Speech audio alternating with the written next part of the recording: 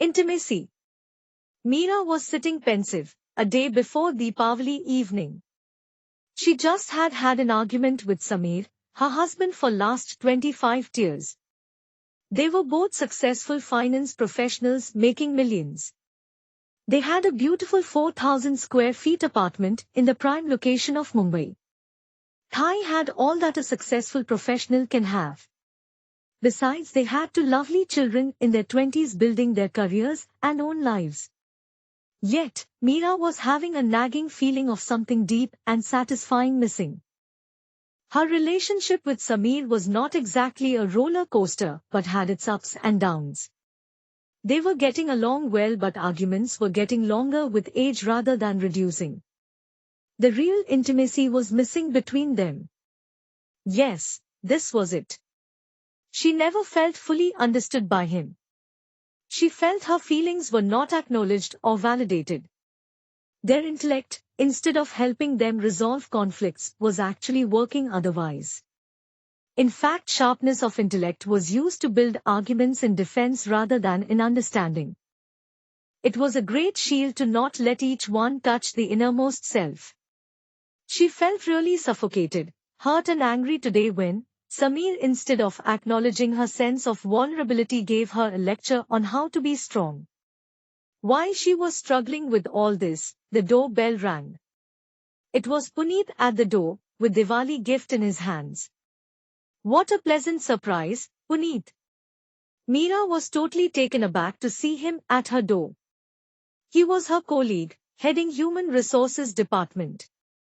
It was for the first time that he had visited her at her home, and that too unannounced. Yes. I decided to let you know how much I like you on this beautiful day of Deepavali, Puneet said in his characteristic frank style. Meera was again pleasantly jolted a bit. Pleasantly, because she shared an affectionate bond with Puneet. Whenever she had relationship issues with anybody in the office, she would use him as a sounding board. Most important of all, he would listen patiently and instead of advising would give a feeling of understanding.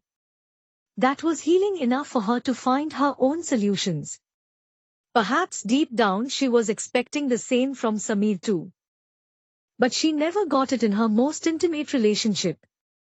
There was emptiness at home which she was perhaps getting a chance to fulfill in her warm and affectionate relationship with Puneet at office. She was being drawn to him and her affection was beautifully reciprocated by Puneet. After usual pleasantries and casual conversation for a while, Meera shifted the gear and asked Puneet, I feel so suffocated with these people here at home, meaning Samir and my son Saptak. They just do not understand what is happening to me. It is so painful and suffocating. There was deep anguish and pain in her voice. I know because I also have experienced and continue to experience the same from my parents too.